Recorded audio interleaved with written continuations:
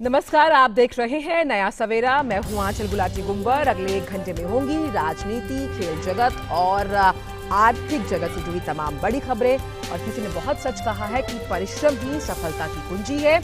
इसी सकारात्मक विचार के साथ हम शुरुआत करेंगे नया सवेरा की। जो अहम खबरें हैं, अगर उन खबरों की बात की जाए तो आज संसद में 3 तलाक विधेयक पर चर्चा होगी और उसके बाद उसे पारित कराने के लिए सूचीबद्ध किया गया है। किस तरह से सरकार इसको लेकर प्रतिबद्ध है, इस पर करेंगे हम बातचीत। वही आज जीएसटी काउंसिल की 36वीं बैठक है, तो ई व्हीकल्स उसको लेकर क्या कोई छूट संभव होगी, क्या रहेगा मुख्य एजेंडा, इस पर भी होगी बातचीत। वहीं अगर रेड अलर्ट की बात की जाए बारिश को लेकर, तो वो मुंबई में दिया गया है। वहां पर क्या हालात है, क्या ट्रेन चल रही हैं और किस तरह से लोग अपनी जिंदगी को वापस पटरी पर लेकर आ रहे हैं, उस पर भी हम करेंगे चर्चा। लेकिन सबसे पहले निगाह डालते हैं टॉप स्टोरीज यानी कि हेडलाइंस पर। लोकसभा में आज 3 तलाक और राष्ट्रीय चिकित्सा आयोग विधेयक 2019 को चर्चा होने के बाद पारित कराने के लिए रखा जाएगा पटल पर। वहीं राज्यसभा में सूचना का अधिकार संशोधन विधेयक और दिवाला और दिवालियापन संहिता संशोधन विधेयक पर भी होगी चर्चा। प्रधानमंत्री नरेंद्र मोदी ने की देश के सभी पूर्व प्रधानमंत्रियों के लिए संग्रहालय बनाने की घोषणा। कहा, देश के एक खास वर्ग ने डॉक्टर BR अंबेडकर, सरदार वल्लभ भाई पटेल जैसे महान विभूतियों और पूर्व प्रधानमंत्रियों की प्रतिकूल छवि गढ़ने का किया है प्रयास। पीएम ने पूर्व पीएम चंद्रशेखर की किताब का किया विमोचन। केंद्रीय मंत्रिमंडल की आर्थिक कार्य समिति ने 1 साल के लिए चीनी का 40 लाख मेट्रिक टन का बफर स्टॉक बनाने को दी मंजूरी। आधार कानून में संशोधन 2019 को मंत्रिमंडल ने दिखाई हरी झंडी। National institute of miners health और National institute of occupational health के विलय को भी मिली मंजूरी। रक्षा मंत्री ने लोकसभा में कहा, कश्मीर मसले पर तीसरे पक्ष की मध्यस्थता का सवाल ही नहीं। कहा, कश्मीर देश के राष्ट्रीय स्वाभिमान से जुड़ा है एक विषय।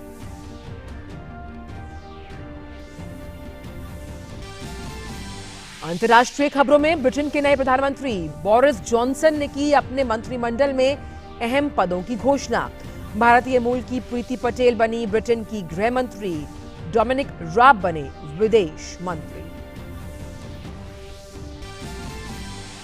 सोशल नेटवर्किंग साइट फेसबुक को लगा बड़ा झटका। अमेरिका ने यूजर्स की निजता के उल्लंघन मामले में $5 अरब का लगाया जुर्माना। अमेरिकी नियामक फेडरल ट्रेड कमीशन ने सुनाया ये फैसला। खेल की खबरों में लॉर्ड्स टेस्ट के पहले दिन आयरलैंड ने इंग्लैंड को डाला संकट में। इंग्लैंड की पारी मात्र 85 रन पर सिमटी। आयरलैंड के टिम मुटाग ने 13 रन लेकर 5 विकेट लिए। आयरलैंड ने पहली पारी में 207 रन बनाकर 122 रन की बढ़त ली। जापान ओपन में आज पीवी सिंधु और HS प्रणॉय खेलेंगे अंतिम 16 के मुकाबले। पुरुष युगल में सात्विक साईराज, रानिका रेड्डी और चिराग शेट्टी का सामना चीन की जोड़ी से। और आइए अब डालते हैं इन सभी खबरों पर विस्तार के साथ नजर। सबसे पहले बात खबरों में 3 तलाक को लेकर।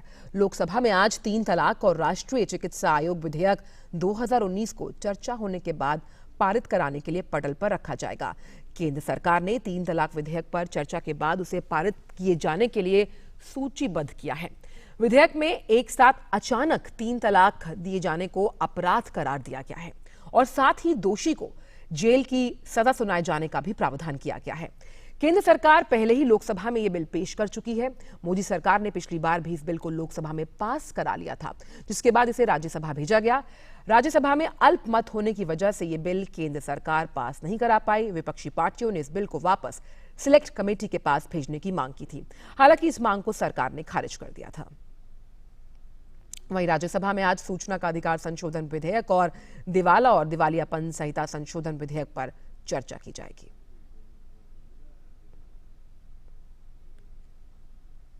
वहीं संसद के दोनों सदनों में कल कई ऐसे अहम विधेयक थे जो पारित हुए। राज्यसभा में पॉक्सो संशोधन बिल पारित हो गया। अब बच्चों के खिलाफ यौन अपराध करने वालों की मौत तक की जो सजा है उन्हें वो दी जा सकेगी। इसके साथ ही लोकसभा से UPA संशोधन विधेयक पारित हो गया, जिसमें आतंकवाद से सख्ती से निपटने के और पुख्ता इंतजाम किए गए हैं। अनियमित जमा पर पाबंदी से जुड़ा विधेयक भी लोकसभा से पास हो गया है।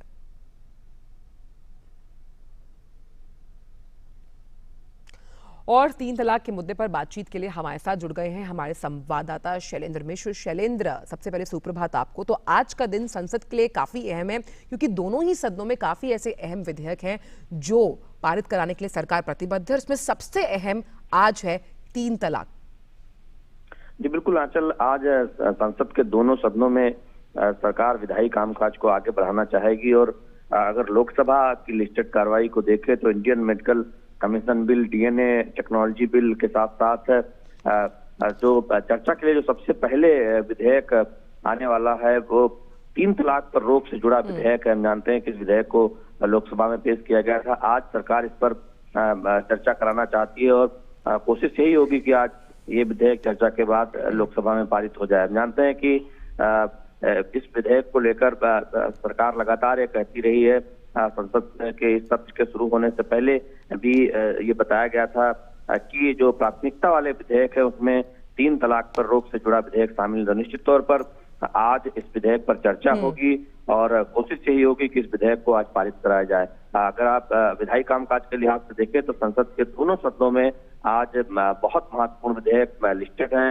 राज्यसभा में भी आज बैंक्रप्सी कोर्ट से जुड़ा अहम विधेयक है जो सरकार पारित कराना चाहेगी। इसके साथ ही साथ आरटीआई अमेंडमेंट बिल जो लोकसभा से पारित हुआ है, राज्यसभा में भी सरकार उसे चर्चा के बाद पारित कराना चाहेगी। तो निश्चित तौर पर संसद के दोनों सदनों में विधायी कामकाज के लिहाज से आज बहुत अहम दिन रहने वाला है। और ऐसी भी खबर है शैलेंद्र की जो भारतीय जनता पार्टी है उसने अपने सांसदों को 3 लाइन का व्हिप भी जारी किया है। सभी को उपस्थित रहने के लिए कहा गया आज तीन तलाक विधेयक पर क्योंकि चर्चा है। देखिए, बीजेपी के राज्यसभा के सांसदों को व्हिप जारी करके ये कहा गया है कि वो सदन में मौजूद रहें। हम जानते हैं कि बीजेपी के संसदीय दल की बैठक में इस बात को लेकर एक सख्त निर्देश भी बीजेपी के सांसदों को दिए गए थे कि संसद की कार्रवाई के दौरान सांसद अपने सदन में मौजूद रहें। तो ऐसे में निश्चित तौर पर जब महत्वपूर्ण विधायी कामकाज सदन के अंदर प्रस्तावित होते हैं तो ऐसे में बीजेपी ये सुनिश्चित करती है कि उसके सांसद सदन के अंदर मौजूद रहे। ऐसे में राज्यसभा में चूंकि महत्वपूर्ण विधेयक पर चर्चा होकर आरटीआई अमेंडमेंट बिल को आज सरकार पारित करना चाहती है, तो ऐसे में राज्यसभा को लेकर विशेष तौर पर व्हिप जारी किया गया है कि बीजेपी के सांसद मौजूद रहे। जी। और शैलेंद्र, पिछली बार जब हमने देखा था पिछले कार्यकाल में सरकार के, तभी भी ये लोकसभा से तीन तलाक का जो बिल है वो पास करा लिया गया था, लेकिन राज्यसभा में क्योंकि अल्पमत में था तो वहां से बिल गिर गया। ऐसे में इस बार क्योंकि संख्या बल के लिहाज से राज्यसभा में फिर भी दिक्कत आ सकती है, इस बार किस तरह की रणनीति सरकार अपना सकती है ताकि इस बिल को पारित करा लिया जाए? देखिए, कोशिश यही होगी कि जब लोकसभा में विधेयक पारित हो उसके बाद जब ये विधेयक राज्यसभा जाए तो तमाम उन दलों का भी बीजेपी को समर्थन हासिल हो जो एनडीए के औपचारिक तौर पर हिस्सा नहीं है। तो निश्चित तौर पर सरकार की रणनीति होगी कि राज्यसभा से भी ये विधेयक पारित कराया जाए। हम जानते हैं कि अब देखें तो राज्यसभा में संख्या के लिहाज से भी पहले से स्थिति काफी बेहतर हुई है। तो ऐसे में उम्मीद यही है कि राज्यसभा में भी सरकार की रणनीति सफल होगी और जब लोकसभा के बाद ये विधेयक राज्यसभा में जाएगा, तीन तलाक के रोक से जुड़ा विधेयक, तो सरकार इसे पारित करने में सफल होगी। हम जानते हैं कि बार बार केंद्रीय मंत्री रविशंकर प्रसाद इस विधेयक को लेकर ये कह चुके हैं कि दरअसल ये महिला न्याय से जुड़ा विधेयक है, महिला के अधिकारों से जुड़ा विधेयक है, लिहाजा सभी राजनीतिक दलों को इस विधेयक का समर्थन करना चाहिए। तो ऐसे में निश्चित तौर पर सरकार की रणनीति ये होगी कि इस विधेयक को जब लोकसभा के बाद राज्यसभा में जाए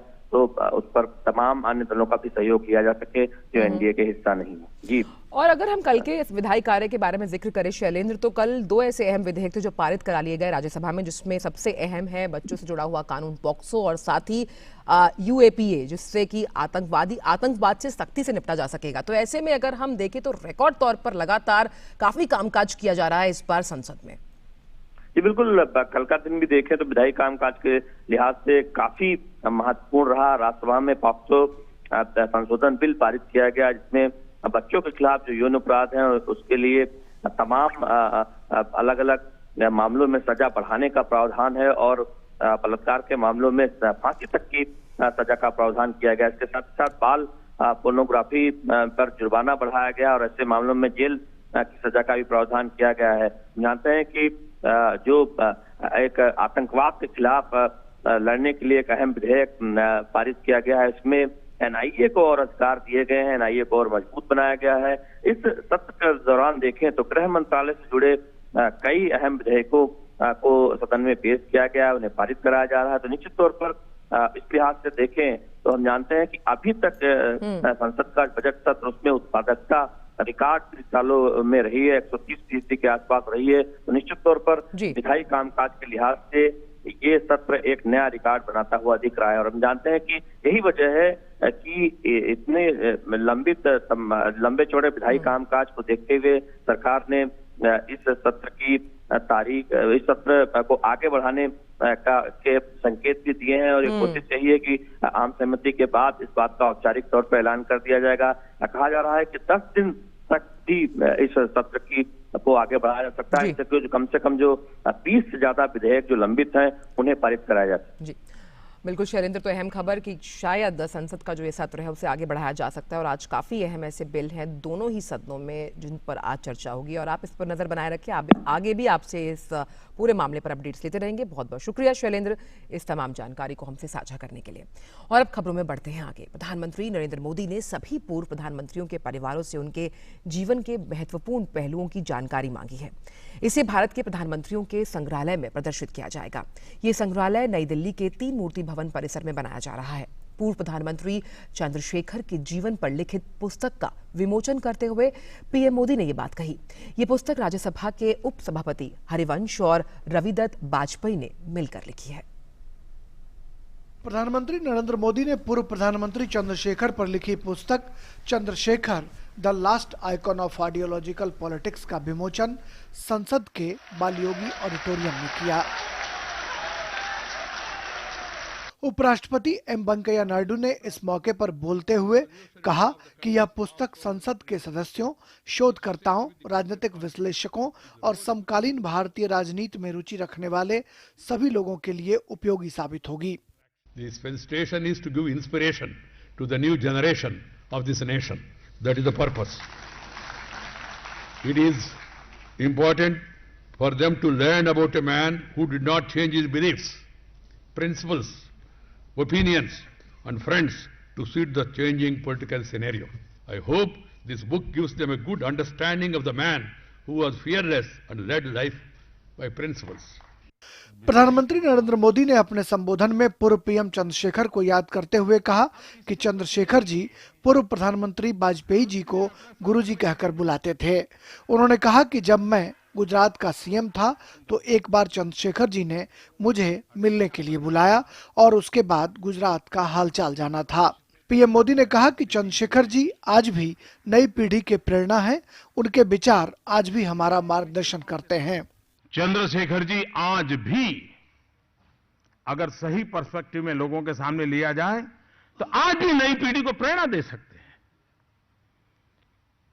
आज भी उनके चिंतन से यंग तर्क का मिजाज डेमोक्रेटिक वैल्यूज के साथ उभर करके आ सकता है। अनडेमोक्रेटिक रास्ते उसको छूने का जरूरत नहीं पड़ेगी। पीएम ने कहा कि देश के सभी पूर्व प्रधानमंत्रियों का एक म्यूजियम बनेगा। पीएम मोदी ने कहा कि एक जमात ने अंबेडकर, पटेल जी की गलत छवि बनाई। दिल्ली में सभी पूर्व प्रधानमंत्री, सभी, उनका एक बहुत बड़ा आधुनिक म्यूजियम बनेगा। देश आजाद होने के बाद बाबा साहब आंबेडकर की छवि क्या बना दी गई, सरदार वल्लभ भाई पटेल की छवि क्या बना दी गई, लाल बहादुर शास्त्री जी वे भी अगर जिंदा लौट करके आए होते और जीवित होते तो ये जमात उनको भी पता नहीं क्या क्या प्रकार के रूप में प्रदर्शित कर देती। इस मौके पर लोकसभा अध्यक्ष ओम बिरला ने कहा कि इस पुस्तक को पढ़ने से लोगों के राजनीतिक जीवन में काफी बदलाव आएंगे। चंद्रशेखर जी की किताब को जितना व्यक्ति पढ़ेगा आज के इस राजनीति माहौल में अपनी जिंदगी को उतना बदलेगा, क्योंकि अगर सामाजिक और राजनीतिक बदलाव लाना है तो ये किताबों की पुस्तक का ज्ञान हमेशा हमारे मार्गदर्शन की भूमिका का काम करती है। यह पुस्तक राज्यसभा के उपसभापति हरिवंश और रविदत्त वाजपेयी ने मिलकर लिखी है। समारोह में उपराष्ट्रपति वेंकैया नायडू, लोकसभा स्पीकर ओम बिरला और राज्यसभा में प्रतिपक्ष के नेता गुलाम नबी आजाद समेत कई गणमान्य लोग मौजूद थे। युवा तुर्क के नाम से मशहूर देश के पूर्व प्रधानमंत्री चंद्रशेखर की जीवनी के विमोचन के मौके पर देश के प्रधानमंत्री नरेंद्र मोदी और उपराष्ट्रपति वेंकैया नायडू ने उनके जीवन से जुड़े ऐसे अनछुए पहलुओं को उजागर किया जो शायद उनके परिवार के लोग भी नहीं जानते थे। कैमरामैन राकेश के साथ राजेश राज, डीडी न्यूज, दिल्ली। तो पूर्व प्रधानमंत्रियों को अब ऐसे किया जाएगा याद। और अब बात कैबिनेट के फैसलों की। केंद्रीय मंत्रिमंडल की आर्थिक कार्य समिति ने अगले महीने की पहली तारीख से 1 साल के लिए चीनी का 40 लाख टन के सुरक्षित भंडारण के प्रस्ताव को मंजूरी दे दी। केंद्रीय मंत्रिमंडल ने राष्ट्रीय खनिक स्वास्थ्य संस्थान का ICMR राष्ट्रीय व्यावसायिक स्वास्थ्य संस्थान में विलय को भी मंजूरी दी है। ये विलय दोनों संस्थानों के लिए लाभदायक होगा। देखते हैं इस खास रिपोर्ट में। गन्ना किसानों को राहत देने के लिए कैबिनेट की बैठक में अहम फैसला किया गया है। चीनी के बफर स्टॉक को बढ़ाकर 40 लाख मीट्रिक टन करने का निर्णय किया गया। दरअसल गन्ने की ज्यादा पैदावार से 2 नुकसान होते हैं, या तो चीनी के दाम कम होते हैं या चीनी का स्टॉक पड़ा रहता है। इसी को ध्यान में रखते हुए 1 अगस्त 2019 से 31 जुलाई 2020 तक के लिए 40 लाख टन चीनी के बफर स्टॉक बनाने को मंजूरी दी गई है। इसके अलावा अधिक उत्पादन और चीनी की कीमतों पर दबाव के बावजूद गन्ने पर 275 रुपए प्रति क्विंटल उचित और लाभकारी मूल्य घोषित किया गया है, जो पिछले साल के बराबर ही है। मोदी सरकार ने लागत मूल्य अधिक 50% ये दाम देने का फैसला किया, ऐतिहासिक, उसका स्वागत हुआ। अनेक फसलों का 24 फसलों का लगभग अब लाभकारी मूल्य किसान को मिलने लगा और इसीलिए commission on agriculture cost and price CACP जो है वो भी उसी तरह से मूल्यांकन करते अपनी सिफारिश करती है और पिछले 10 साल की तरह 275 रुपए क्विंटल का दाम ये गन्ना किसानों को मिलेगा। दरअसल मोदी सरकार किसानों को उनकी लागत की कम से कम 150% कीमत देने की नीति को आगे बढ़ा रही है। इसी के तहत गन्ने पर 275 रुपए FRP का ऐलान किया गया है। इसके अलावा कैबिनेट के एक अन्य फैसले में राज्य सरकारें सब्सिडी देने के लिए भी आधार उपयोग कर सके, इसके लिए आधार और अन्य कानून संशोधन विधेयक 2019 में आधिकारिक संशोधनों को मंजूरी दी गई है। आज 128 करोड़ लगभग आधार कार्ड हुए हैं और इसलिए आधार कार्ड का उपयोग स्टेट सब्सिडी बांटने के लिए भी होगा, तो फर्जीवाड़ा नहीं होगा और अनुचित लाभकारी को लाभ नहीं मिलेगा और जो सही लाभार्थी है उसको ही लाभ मिलेगा। कैबिनेट के अन्य फैसलों में एक ही तरह के 2 संस्थानों national institute of miners health और ICMR national institute of occupational health के विलय का फैसला किया गया है।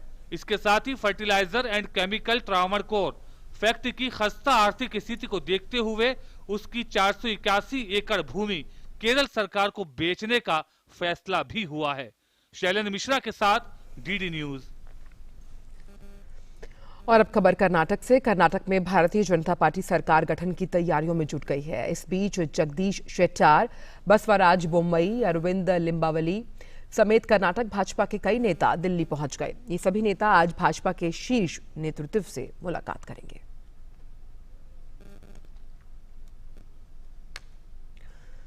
मासूम बच्चों के साथ बढ़ते दुष्कर्म के मामलों पर आज सुप्रीम कोर्ट सुनवाई करेगा। इससे पहले 15 जुलाई को हुई सुनवाई में सुप्रीम कोर्ट ने बच्चों से दुष्कर्म के बढ़ते मामलों पर और लंबित मामलों की संख्या का ब्यौरा मांगा था। साथ ही उसमें ये जानकारी भी मांगी गई थी कि कौन से मामले कितने सालों से लंबित पड़े हुए हैं। इस संबंध में शीर्ष अदालत ने फॉरेंसिक लैब जांच की प्रक्रिया, पीड़ित बच्चों का बयान दर्ज कराने का विस्तृत ब्यौरा भी मांगा था।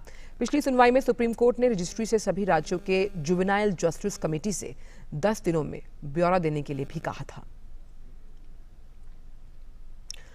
ब्रिटेन के अदालत में भगौड़े हीरा व्यापारी नीरव मोदी के मामले में आज वो सुनवाई करेगा। इससे पहले 27 जून को अदालत ने नीरव मोदी की रिमांड 1 महीने के लिए बढ़ाई थी। नीरव मोदी पंजाब नेशनल बैंक के $2 अरब से अधिक के घोटाले और मनी लॉन्ड्रिंग मामले में वांटेड है। भारत सरकार ब्रिटेन से 48 वर्षीय नीरव प्रत्यर्पण की कोशिश कर रही है, जिसे मार्च में साउथ वेस्ट लंदन से गिरफ्तार किया गया था। ब्रिटिश कोर्ट ने 12 जून को नीरव मोदी की जमानत याचिका चौथी बार खारिज कर दी थी।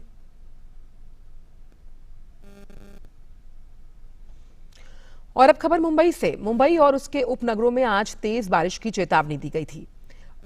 ठाणे, नवी मुंबई के पालघर इलाके में ज्यादा बारिश होने की संभावना है। हालांकि ज्यादातर इलाकों में लोकल ट्रेन और सड़क यातायात सामान्य रूप से जारी है। जल भराव होने के कारण लोगों को थोड़ी दिक्कतों का सामना करना पड़ रहा है। वहीं दूसरी ओर महाराष्ट्र के कुछ हिस्सों में लोग अभी भी बारिश की प्रतीक्षा में हैं। राज्य सरकार ने मराठवाड़ा और विदर्भ क्षेत्र में बारिश के लिए कृत्रिम बादलों के प्रयोग का फैसला किया है।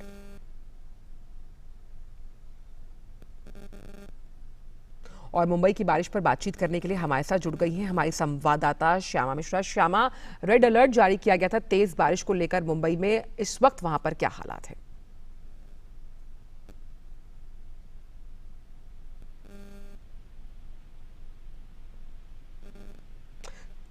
चलिए श्यामा से दोबारा संपर्क साधने की कोशिश करेंगे और जान लेंगे कि इस वक्त वहां पर क्या हालात है। लेकिन अभी हम आपको लिए चलते हैं असम में बाढ़ से अभी भी विकट स्थिति बनी हुई है। लगातार हो रही भारी बारिश के कारण कई हिस्सों में जो स्थिति है वो भयावह हो गई है। 6 और लोगों की मौत के बाद अब मृतकों की संख्या 74 तक पहुंच गई।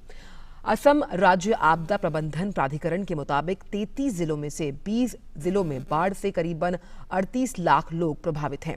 वहीं असम के बंगाई गांव जिले में लगातार 4-5 दिन से हो रही मूसलाधार बारिश के कारण नदी का पानी बढ़ने से गांव जलमग्न हो गया। ब्रह्मपुत्र सहित राज्य की नदियां अभी भी खतरे के स्तर से ऊपर बह रही हैं। और खबरों में अब बात बिहार की। बिहार के 12 जिलों में आई बाढ़ से अब तक 123 लोगों की मौत हो चुकी है, जबकि 81,57,700 की जो आबादी है वो प्रभावित हुई है। बिहार के 12 जिलों में शिवहर, सीतामढ़ी, मुजफ्फरपुर, पूर्वी चंपारण, मधुबनी, दरभंगा, सहरसा, सुपौल, किशनगंज, अररिया, पूर्णिया और कटिहार में बाढ़ से अब तक 123 लोगों की मौत हुई, जबकि 81,57,700 लोग प्रभावित हुए। बिहार के बाढ़ प्रभावित इन 12 जिलों में कुल 42 राहत शिविर चलाए जा रहे हैं, जहां करीबन 22,400 लोग शरण लिए हुए हैं, जिनके लिए भोजन की व्यवस्था के लिए 835 सामुदायिक रसोई चलाई जा रही है। बाढ़ प्रभावित इलाकों में राहत और बचाव कार्य के लिए एनडीआरएफ और एसडीआरएफ की कुल 26 टीमें और 796 मानव बल लगाए गए हैं। साथ ही 125 मोटर बोट का इस्तेमाल किया जा रहा है। बिहार की कई नदियां बूढ़ी गंडक, बागमती, अधवारा, समूह, कमला, बलान, कोसी, महानंदा और परमान नदी खतरे के निशान से ऊपर बह रही हैं।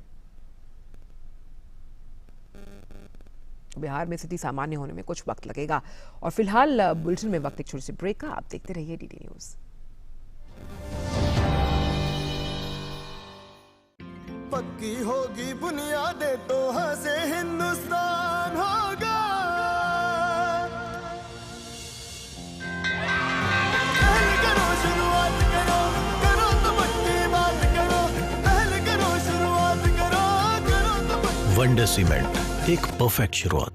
अरे भैया, क्या हमेशा के लिए बैंगलोर जा रहे हो क्या? प्लानिंग तो परफेक्ट होनी चाहिए ना। अब वहाँ किसी चीज की जरूरत होगी तो क्या भोपाल वापस आऊंगा? फिर ठीक है, लेकिन वहाँ अपना आधार अपडेट करना नहीं भूलना। आधार अपडेट? हाँ। पर कैसे करवाऊँ? किसी भी बैंक या पोस्ट ऑफिस के आधार केंद्र में जाकर आप अपने आधार को अपडेट करवा सकते हैं और एड्रेस के लिए UIDAI की वेबसाइट पर जाकर खुद बदल सकते हैं। जीवन को आसान बनाने के लिए हम हैं आधार के साथ। मेरा आधार, मेरी पहचान। आपका लेटर। सबसे नमस्ते, हम हैं फर्स्ट, जो आपके बच्चे को कर देते हैं फर्स्ट। याद होगा आपको, अभी तो आपकी मुन्नी के साथ हंस खेल के गए थे। हम फिर से आ रहे हैं उससे मिलने। जल्द मिलते हैं। दस्त ऐसे दस्तक देकर नहीं आते। दस्त के लिए तैयार रहना। घर में ORS और जिंक है ना? दस्त की इलाज में देरी हुई तो शरीर में पानी और पोषण की कमी जानलेवा हो सकती है। इसलिए दस्त शुरू होते ही ORS और जिंक शुरू करें। दस्त के लिए तैयार रहना। घर में ORS और जिंक है ना?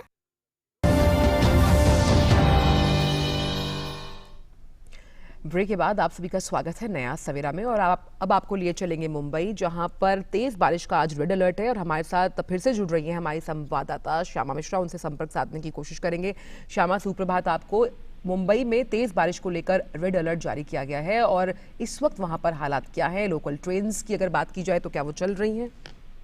जी, कल हमने देखा कि पूरी रात से जो बारिश शुरू हुई थी, कल पूरे दिन में भी हल्की हल्की बारिश कंटिन्यू थी, जिसकी वजह से रात भर की बारिश की वजह से वाटर लॉगिंग की जो किस्से हैं वो काफी सारी जगहों पर हुआ था और जिसकी वजह से जो ट्रैफिक था वो लगा था। और सेंट्रल रेलवे की लाइनें काफी अफेक्टेड हुई थी क्योंकि साइन से कुर्ला के स्ट्रेच के बीच में पानी भरा हुआ था। लेकिन पूरे दिन के जैसे हम बता रहे हैं कि हल्की बारिश हो रही थी और कल रात से बारिश जो है वो लगभग बहुत कम है। उसकी वजह से सिचुएशन जो है यहाँ पर मुंबई में नॉर्मल है। साथ ही अगर हम बात करें तो थाने, वाशिम, नंदुरबार, ये सारी जगहों पर भी महाराष्ट्र के बारिश जो है वो रात से दस्तक दिया है उसने फिर से। और उम्मीद कर रहे हैं कि जो विदर्भ का, मराठवाड़ा का इलाका है, यहाँ पर भी बताया गया है कि बारिश होना है। और ये सारे इलाके हैं जहाँ पे एग्रीकल्चर, जहाँ पे खेती होती है, तो यहाँ बारिश हो तो ज्यादा बेहतर है। फिलहाल मुंबई की अगर हम वापस बात करें तो सिचुएशन जो है यहाँ पर सभी नॉर्मल है। लोकल ट्रेन सर्विसेज जो है वो बराबर चल रही हैं क्योंकि बारिश नहीं हो रही है तो विजिबिलिटी में कोई दिक्कत नहीं आ रही है। एयर ऑपरेशन भी एज पर नॉर्मल जो चल रही है, सिचुएशन है वो नॉर्मल चल रही है। और भी कहीं ऐसे बारिश की वजह से जो प्रॉब्लम है या समस्या आ रही है, ऐसी कोई घटना हमें नहीं सुनाई दे रही है। और श्यामा, क्योंकि कुछ ऐसे इलाके हैं जहां पर जलभराव की समस्या है, तो उससे निपटने के लिए बीएमसी क्या कुछ कर रहा है? जो जलभराव का जो लो लाइंग एरियाज होते हैं, यहाँ पर शुरुआती के समय से ही जब बारिश शुरू होना होता है उसके 10-15 दिन के पहले से ही पंपिंग मशीन लगा दिए जाते हैं जो पानी को जल्द से जल्द खींच के जो मैनहोल्स होते हैं उसके थ्रू निकाला जा सके। तो ये सभी जगहों पे साइन, हिंदमाता, परेल, अंधेरी, सभी जगहों पर पंपिंग मशीन लगी हुई है। और सिर्फ दिक्कत तब आती है कि जब हाई टाइड होता है मुंबई में और बारिश कंटिन्यूसली हो रही है, लगातार होती है, तब पानी को निकलने में दिक्कत होती है। लेकिन इस बार हम देख रहे हैं ये साल में कि अदर देन हाई टाइड पानी है जो काफी जल्दी निकल जा रहा है। जलभराव जो जहाँ होता है वो काफी जल्दी निकल जा रहा है। एक सिर्फ साइन और जो साइन किंग सर्कल का स्ट्रेच है, यहाँ पर पानी थोड़ी देर ज्यादा रह रहा है। बाकी अगर हम तैयारियों की बात करें तो बिल्कुल ये इस साल हम देख रहे हैं कि जलभराव होता है वो समस्या ज्यादा देर लोगों को नहीं झेलनी पड़ती है। नहीं तो अमूमन हम पिछले साल तक देखते थे कि बारिश चली भी गई है फिर भी पानी वहीं रुका हुआ है, जलभराव की वजह से पूरा ट्रैफिक को डाइवर्ट किया हुआ ही है। लेकिन इस बार देख सकते हैं, कह सकते हैं कि तैयारी थोड़ी बेहतर तरीके से की गई है। बहुत बहुत शुक्रिया श्यामा इस तमाम जानकारी को हमसे साझा करने के लिए। तो ये एक अच्छी खबर है मुंबई से कि वहां पर जो हालात है वो सामान्य हो रहे हैं। बहुत बहुत शुक्रिया श्यामा। और अब रुख कर लेते हैं अंतर्राष्ट्रीय खबरों का। ब्रिटेन में प्रधानमंत्री बोरिस जॉनसन ने भारतीय मूल की प्रीति पटेल को गृह मंत्री नियुक्त किया है। नई गृह मंत्री प्रीति पटेल पूर्व प्रधानमंत्री टेरेसा मे की ब्रेक्जिट रणनीति की सबसे मुखर आलोचकों में से एक थी। अपनी नियुक्ति के बाद उन्होंने कहा कि कैबिनेट में आधुनिक ब्रिटेन और आधुनिक कंजर्वेटिव पार्टी का प्रदर्शन महत्वपूर्ण है। 47 वर्षीय प्रीति पटेल सबसे पहले 2010 में कंजर्वेटिव पार्टी की तरफ से सांसद चुनी गई। तत्कालीन डेविड कैमरून की टोरी सरकार में भारतवंशियों की नेता के रूप में उन्हें काफी प्रमुखता मिली थी। बोरिस जॉनसन ने ब्रेक्जिट के कड़े पक्षधर में डोमिनिक रॉब को देश का नया विदेश मंत्री भी नियुक्त किया है। ब्रिटेन के नवनियुक्त प्रधानमंत्री बोरिस जॉनसन ने अपनी कैबिनेट की पहली नियुक्ति के तहत पूर्व गृह मंत्री साजिद जावेद को वित्त मंत्री बनाया है। ये फिलिप हैमंड की जगह लेंगे। सामान्य पृष्ठभूमि के पूर्व बैंकर जावेद प्रधानमंत्री पद के दावेदारों में शामिल थे, लेकिन कंजर्वेटिव पार्टी के साथी सांसदों से पर्याप्त सहयोग नहीं मिलने पर उन्होंने जॉनसन के नाम को अपनी मंजूरी दे दी।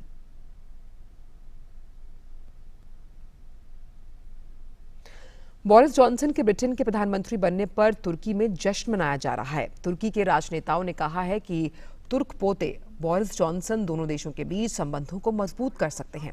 लंदन के पूर्व मेयर बोरिस जॉनसन ऑटोमन साम्राज्य के मूल के हैं। जॉनसन को कुछ तुर्की मीडिया बोरिस द तुर्क के रूप में भी संबोधित करते हैं।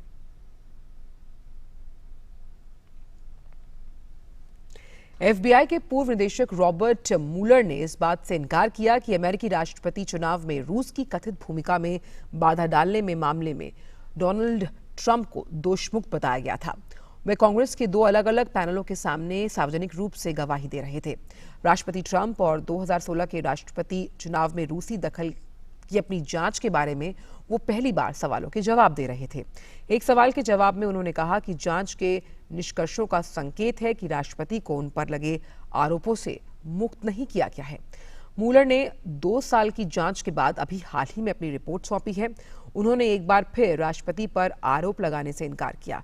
74 वर्षीय पूर्व एफबीआई प्रमुख और वरिष्ठ लोक अभियोजक मूलर ने यह भी कहा कि रूसी 2016 के चुनावों में दखल देने में शामिल थे। इस बीच राष्ट्रपति डोनाल्ड ट्रंप ने रॉबर्ट मूलर की गवाही को देश के लिए शर्मनाक बताया और अपने डेमोक्रेटिक प्रतिद्वंदी का मजाक उड़ाया। ट्रंप ने कहा कि उन्होंने दिन की कार्रवाई नहीं देखी, लेकिन हाउसिंग जुडिशरी कमेटी की 2 सुनवाइयों में पहली को देखने के बाद उन्होंने अपने विचार व्यक्त किए हैं। खबर सीरिया से। सीरिया में सरकार और उसके रूसी सहयोगियों द्वारा की गई बमबारी में 20 नागरिक मारे गए। रूस की हवाई हमलों में इदलिब प्रांत के खान शेखुन में एक ही परिवार के 10 लोगों की मौत हो गई, जिसमें 3 बच्चे भी शामिल हैं। आतंकवादियों के गढ़ में किए गए हवाई हमलों और तोप से किए गए धमाकों में 10 अन्य लोगों ने अपनी जान गंवा दी। दमिश्क सरकार और उसके सहयोगियों की तरफ से किए गए हवाई हमलों और जमीन से जमीन पर की गई गोलीबारी में पिछले लगभग 3 महीनों में 730 नागरिक मारे गए हैं। और फिलहाल नया सवेरा में वक्त एक छोटे से ब्रेक का। ब्रेक के उस पार होंगी खबरें अर्थ जगत से जुड़ी हुई।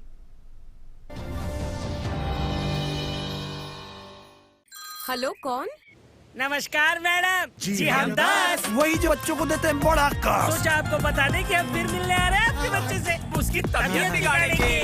दस्त ऐसे दस्तक देकर नहीं आते, तो दस्त के लिए तैयार रहना। घर में ORS और जिंक है ना?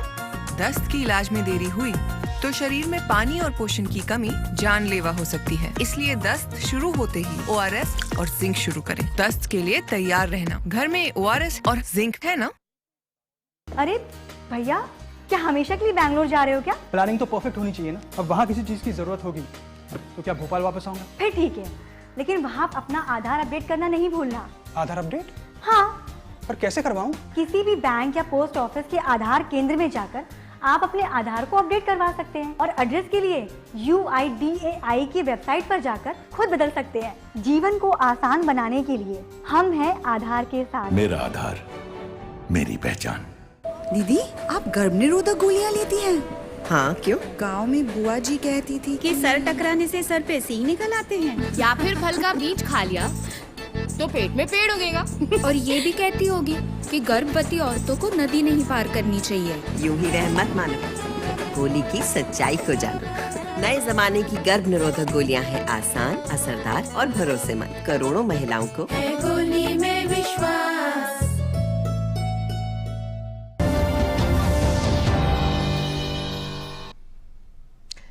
ब्रेक के बाद आप सभी का स्वागत है और अब नया सवेरा में वक्त हो चला है खबरें अर्थ जगत की देखने का।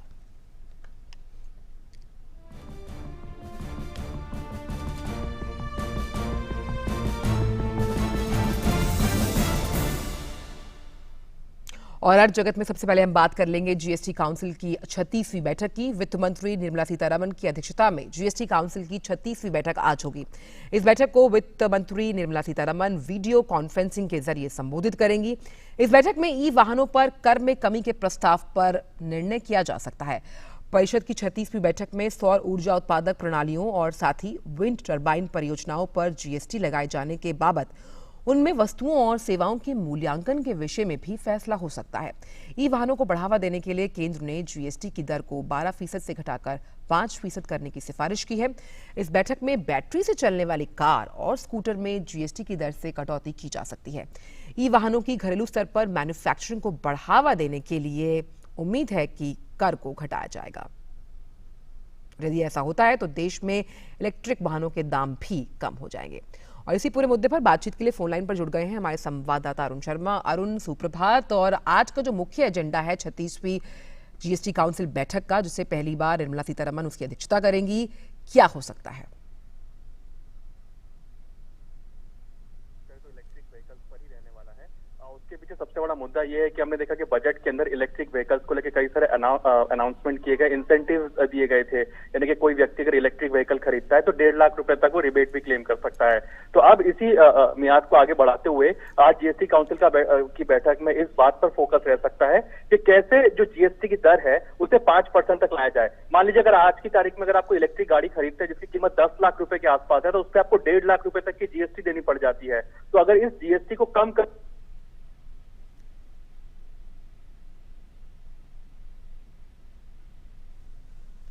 चलिए अरुण, आपसे दोबारा संपर्क साधने की कोशिश करेंगे, लेकिन इतना तो हम समझ ही पाए कि अगर ई वाहनों पर इस कर को घटाया जाता है तो लगातार जो ये कोशिश की जा रही है कि जो ई व्हीकल्स है वो बाजार में आए और लोग उनकी तरफ बढ़ें, तो ये उस दिशा में एक बहुत अहम कदम होगा।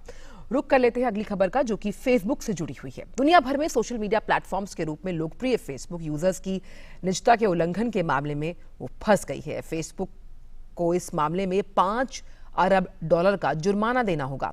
अमेरिकी नियामक फेडरल ट्रेड कमीशन ने यह फैसला लिया है।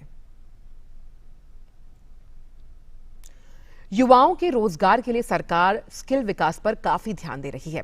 सरकार स्किल्ड वर्किंग फोर्स का गठन करेगी, जिससे युवाओं को बड़े पैमाने पर रोजगार मिलेगा। कौशल विकास एवं उद्यमिता मंत्री महेंद्र नाथ पांडे ने माना, सरकार का उद्देश्य देश भर के सभी कौशल प्रशिक्षण केंद्रों में युवाओं के बीच संवाद स्थापित करना है, ताकि उनके विचारों और सिफारिशों की मदद से मौजूदा योजनाओं का विस्तार किया जा सके। कौशल विकास एवं उद्यमिता मंत्रालय देश भर में प्रधानमंत्री कौशल विकास योजना के जरिए कई ऐसी योजनाएं क्रियान्वित कर रहा है, जिसमें जो युवा हैं उन्हें प्रशिक्षित किया जाए। इस योजना का उद्देश्य युवाओं को प्रशिक्षित करना है।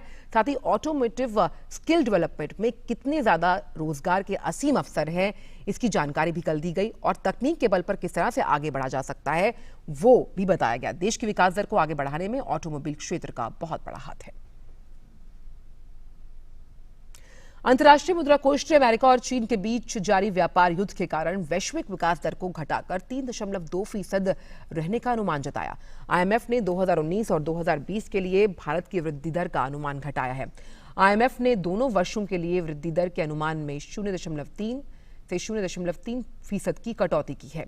आईएमएफ के ताजा अनुमान के अनुसार 2019 में भारत की वृद्धि दर 7% और 2020 में 7.2% रहेगी। बावजूद भारत दुनिया की सबसे तेजी से बढ़ने वाली प्रमुख अर्थव्यवस्था बना रहेगा, जो कि चीन से काफी आगे होगा। रुक कर लेते हैं खेल की खबरों का। लॉर्ड्स में खेले जा रहे 4 दिवसीय टेस्ट का पहला दिन पूरी तरह से आयरलैंड के नाम रहा। अपने मैच दूसरे टेस्ट खेल रहे आयरलैंड ने 10 दिन पहले वर्ल्ड चैंपियन बने इंग्लैंड को लॉर्ड्स के ऐतिहासिक मैदान पर सिर्फ 85 रनों पर ढेर कर दिया। टेस्ट क्रिकेट के 143 वर्षों के इतिहास में यह पहली बार हुआ जब इंग्लैंड की टीम मैच के पहले ही दिन अपनी पहली पारी में लंच से पहले ऑल आउट हो गई। वहीं 1997 के बाद अपने घर में इंग्लैंड का ये टेस्ट मैच किसी भी पारी में उसका ये लोएस्ट स्कोर माना गया। आयरलैंड के तेज गेंदबाज टिम मुटार्ग ने अपने 9 ओवर में 13 रन लेकर 5 विकेट लिए, जबकि मार्क एडेयर ने 3 और बॉयड रैंकिन ने 2 विकेट लिए। इसके जवाब में आयरलैंड की टीम भी अपनी पहली पारी में 58.2 ओवरों का सामना करने के बाद 207 रन के स्कोर पर सिमट गई। इस तरह आयरलैंड ने 122 रन की बढ़त बना ली। आयरलैंड के लिए एंड्रयू बलबर्नी ने सर्वाधिक 51 और पॉल स्टर्लिंग नाबाद 36 रन बनाए। केविन ओब्रायन 28 रन बनाकर नाबाद रहे। और अब बात बैडमिंटन की। जापान ओपन के महिला एकल में पीवी सिंधु अंतिम 16 का मुकाबला खेलेंगी। सिंधु का सामना जापान की आया ओहरी से होगा। इससे पहले उन्होंने अपने पहले मुकाबले में चीन की हैन यू को 21-19, 21-17 से पराजित किया। शानदार फॉर्म में चल रहे भारत के एचएस प्रणॉय ने भी आज पुरुष एकल में वो प्री क्वार्टर फाइनल का मुकाबला खेलेंगे। प्रणॉय का सामना डेनमार्क के रॉसमस गेमके के साथ होगा। प्रतियोगिता के अपने मुकाबले में प्रणॉय ने भारत की दाम्बी श्रीकांत को एक मुकाबले में 13-21, 21-11, 22-20 से मात दी। पुरुष युगल वर्ग में भारत के सात्विक साईराज, रानिकी रेड्डी और चिराग शेट्टी का सामना अंतिम 16 में चीन के हुआंग काईजियांग लिू चैंग की जोड़ी से होगा। भारतीय जोड़ी ने बुधवार को इंग्लैंड के मार्क्स एलिस और क्रिस लैंग्रिज की जोड़ी को 21-16, 21-17 से शिकस्त दी थी। और आइए अब डालते हैं दिल्ली से प्रकाशित समाचार पत्रों की सुर्खियों पर एक नजर। और सबसे पहला पत्र जो हम ले रहे हैं वो है किस तरह से हम नवोन्मेष में आगे बढ़ेंगे। नवोन्मेष के सूचकांक में भारत कैसे लंबी छलांग लगा रहा है। 97 अंकों से चढ़कर अब वो 92 स्थान पर पहुंचा है, यानी कि इनोवेशन इंडेक्स में हम कैसे आगे बढ़ रहे हैं, यही राष्ट्रीय सहारा की खबर है। और इनोवेशन इंडेक्स में हम कई देशों से बहुत आगे हैं, जिसके शीर्ष देश हैं अमेरिका, ब्रिटेन, जर्मनी। और जिस तरह से हम इनोवेशन में आगे बढ़ रहे हैं, किस तरह से स्कूल्स, कॉलेजेस में अब इनोवेशन को बढ़ावा देने के लिए तमाम जो हब्स तैयार किए गए हैं, उसका बहुत बड़ा फायदा देखने को मिला। और जो तमाम यंगस्टर्स हैं जो आउट ऑफ द बॉक्स सोचते हैं और चाहते हैं कि एंटरप्रेन्योरशिप को आगे बढ़ाया जाए, उसके लिहाज से नवोन्मेष का जो ये सूचकांक है जिसमें भारत की अब लंबी छलांग लगाई गई है, वो अपने आप में काफी एक अच्छी पहल है। रुक कर लेते हैं अगली खबर का, जो कि हिंदुस्तान से है। ये भी अच्छी खबर है भारत के लिहाज से कि कैसे स्वच्छ ऊर्जा के लक्ष्य के करीब लगातार भारत बढ़ता जा रहा है।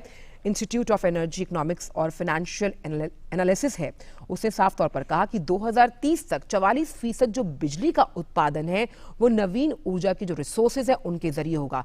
सबसे अहम बात इसमें ये देखने वाली है कि जो जलवायु परिवर्तन का खतरा है जिससे हम निपटना चाहते हैं, उस लिहाज से अगर हम जो अलग अलग और नवीन सोर्सेज हैं ऊर्जा लाने के, अगर हम उस पर फोकस करते हैं तो जो स्वच्छ ऊर्जा का लक्ष्य सरकार ने रखा है उस तक पहुंचने में बहुत अहम ये कदम साबित होगा। रुक कर लेते तीसरी खबर का, जो कि जनसत्ता से, और ये भी पर्यावरण से जुड़ी हुई है। किस तरह से जो प्लास्टिक बैग्स हैं वो पर्यावरण के लिए घातक साबित हो रहे हैं। इसीलिए अब केंद्रीय प्रदूषण नियंत्रण बोर्ड ने एनजीटी को ये जानकारी दी कि 18 और राज्यों ने प्लास्टिक की जो थैलियां हैं उस पर पूरी तरह से प्रतिबंध लगा दिया है।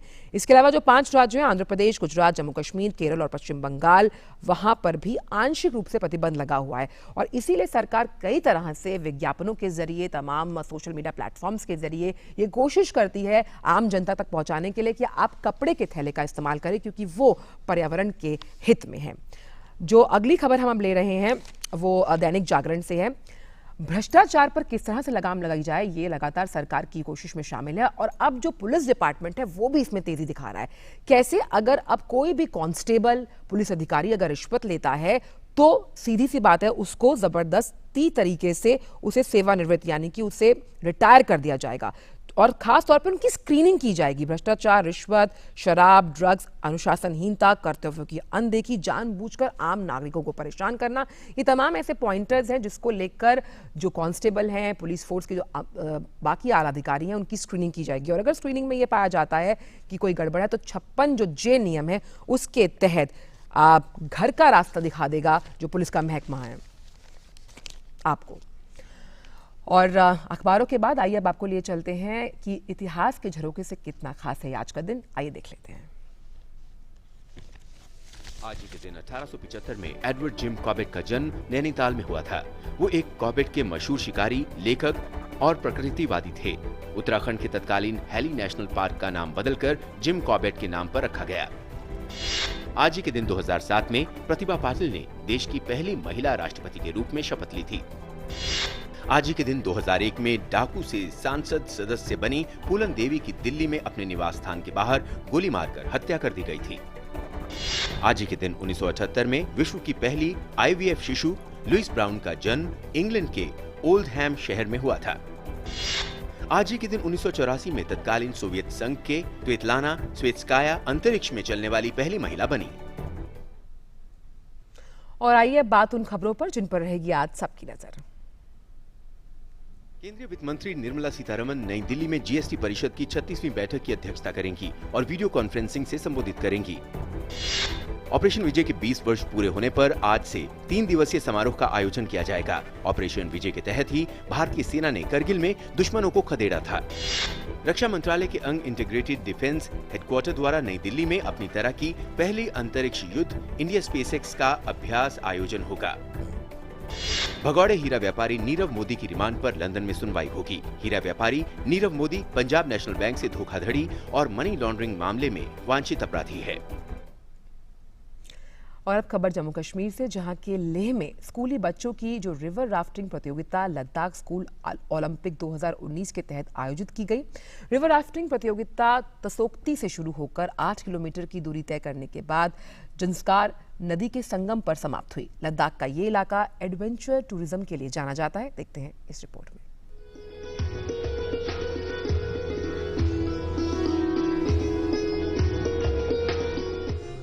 गर्मी के दिनों में लहरों के बीच रिवर राफ्टिंग करना भला किसे पसंद नहीं। इस सीजन में अधिकतर लोग उन स्थानों पर जाना पसंद करते हैं जो झील, नदियों और समुद्र के बीच हो। खासकर युवा इस सीजन में रिवर राफ्टिंग करना पसंद करते हैं। यही वजह है कि इस समय रिवर राफ्टिंग की डिमांड हर जगह बढ़ जाती है। लद्दाख इन दिनों पर्यटकों के आकर्षण का केंद्र बना हुआ है।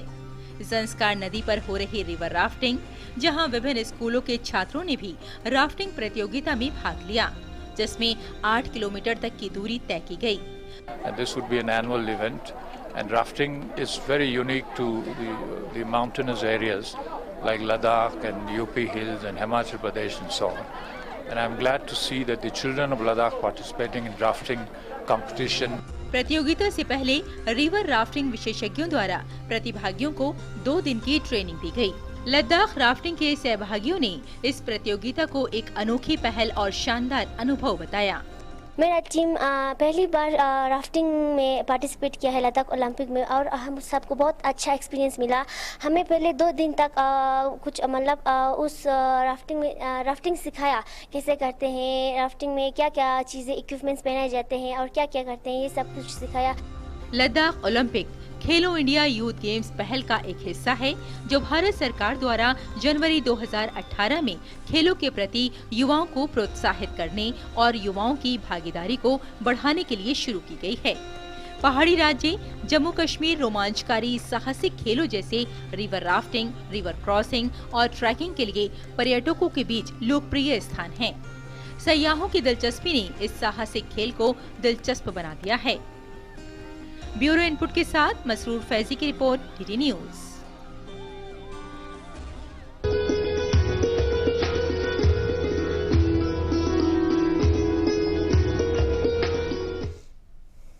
और अब बात मौसम के मिजाज की।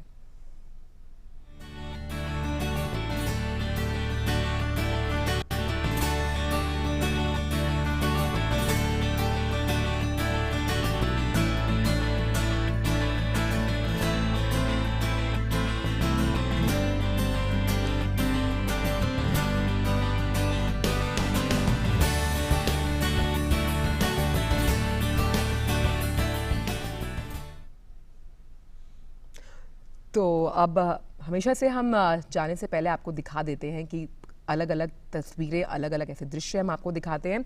तो आज जाने से पहले हम आपको दिखाते हैं कि किस तरह से वॉल आर्ट के जरिए और स्ट्रीट पेंटिंग के जरिए हम अपने विचार व्यक्त कर सकते हैं। आप इन दृश्यों का मजा लीजिए और मुझे दीजिए इजाजत। आगे आप देख सकते हैं ब्रेकफास्ट न्यूज मेरे सहयोगी अनिल थॉमस के साथ। नमस्कार। तो ये जो तस्वीरें आप देख रहे हैं ये वॉल स्ट्रीट की हैं और किस तरह से विचारों की दीवार पर उकेर कर हर शब्द बयां किया गया है ये आप देख सकते हैं। नमस्कार।